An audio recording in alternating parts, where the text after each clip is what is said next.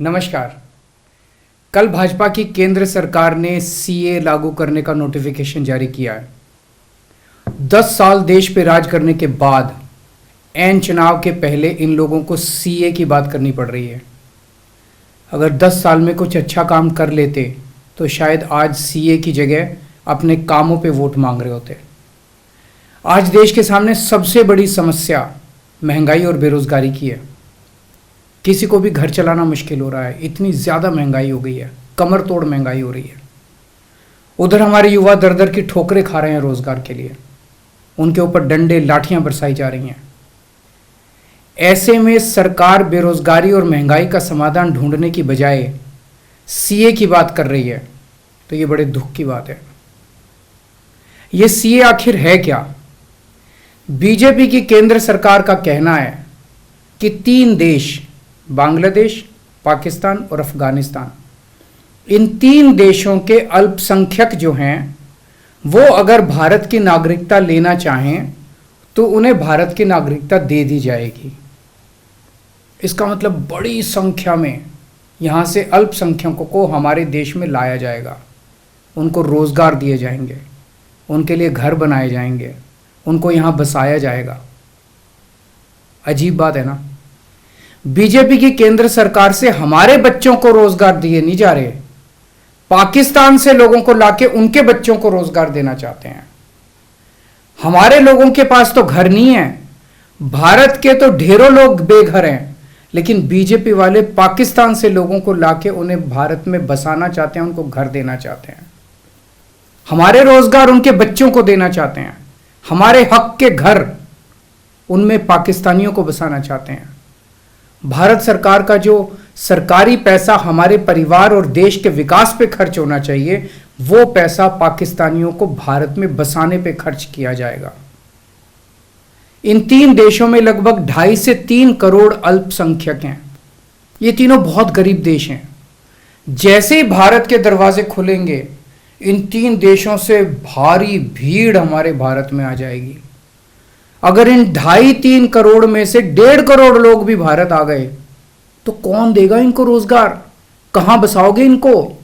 BJP वाले अपने घर में बसाएंगे क्या इनको? इनके अपने घर में रखेंगे क्या इनको?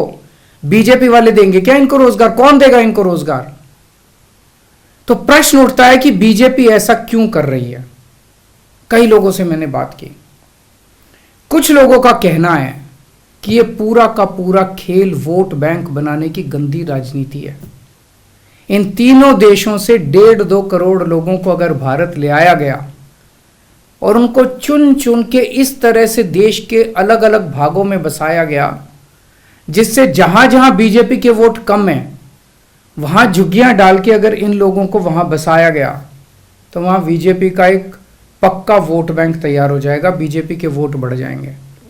और आने वाले, इस चुनाव में तो नहीं, आने वाले भविष्य के चुनाव में बीजेपी को इससे बहुत बड़ा चुनावी फायदा मिल सकता है, ऐसा कुछ लोगों का कहना है। मुझे नहीं पता ये सच है कि गलत, लेकिन सबसे बड़ा प्रश्न है कि बीजेपी ये क्यों कर रही है। एक तरफ बीजेपी की हरियाणा सरकार हरियाणा के बच्चों को रोजगार देने में असमर्थ है। रोजगार के लिए हरियाणा सरकार अपने बच्चों को इजराइल भेज रही है। इजराइल में हम सब जानते हैं कि युद्ध चल रहा है, हमारे बच्चों को युद्ध में धकेला जा रहा है। अपने बच्चों को तो रोजगार है नहीं और पाकिस्तानियों को भारत लाके उनके बच्चों को रोजगार देना चाहते हो। मेरी तो यह बात बिल्कुल समझ से परे है।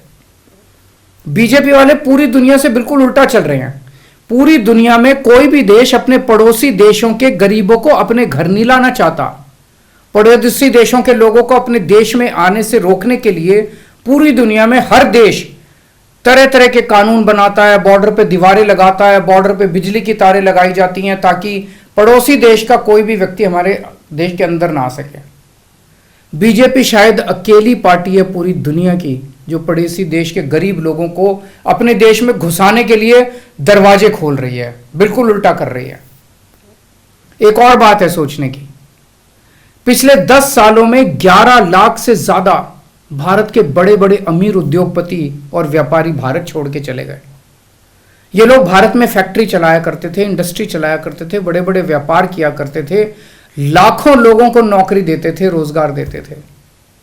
ये बीजेपी की गलत नीतियों और उनके अत्याचार से तंग आके भारत छोड़ के चले गए।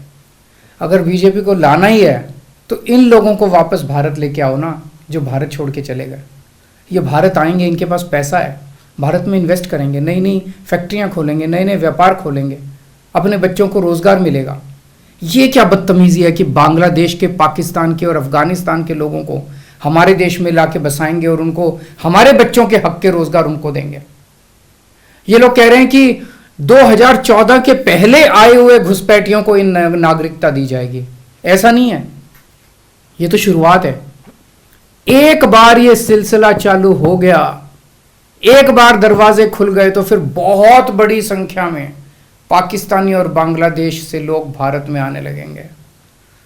आज बीजेपी कह रही है 2014 के पहले आए हुए लोगों को ही नागरिकता दी जाएगी। देख लेना, अगले चुनाव में ये बीजेपी वाले इस तारीख को बढ़ा के 2024 कर देंगे कि 2024 के आए हुए पहले वाले लोगों को दी जाएगी, और फिर इसे और आगे बढ़ा देंगे। मोटी मोटी बात यह है कि पाकिस्तानियों और बांग्लादेशियों के लिए भारी संख्या में भारत आने के लिए बीजेपी सरकार ने दरवाजे खोल दिए।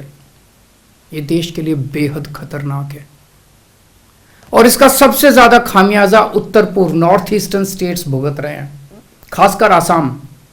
आसाम के लोगों की भाषा और संस्कृति खतरे में पड़ चुकी है, क्योंकि वहां पे बांग्लादेश से इतनी बड़ी संख्या के ऊपर इलीगल माइग्रेशन हुआ है। अब बीजेपी कह रही है कि इलीगल माइग्रेंट जो आए हैं उनको हम नागरिकता देंगे, उनको हम बसाएंगे, आसाम में बसाएंगे। आसाम के लोग बहुत नाराज हैं। एक तरह से देखा जाए तो हेमंत बिश्व शर्मा जो बीजेपी के मुख्यमंत्री हैं, उन्होंने धोखा दिया अपने लोगों को। अपने असम के लोगों की खातिर उन्हें सीए का विरोध करना चाहिए था। उन्हें कहना चाहिए था कि असम के लोगों की संस्कृति और भाषा दोनों खतरे में है, ये बिल्कुल बर्दाश्त नहीं किया जाएगा। तो दोस्तों, पूरे देश की मांग है कि सीए को वापस लिया जाए। हम किसी हालत में अपने बच्चों की नौकरियां, अपने बच्चों के रोजगार दूसरे देश के लोगों को किसी हालत में नहीं देंगे।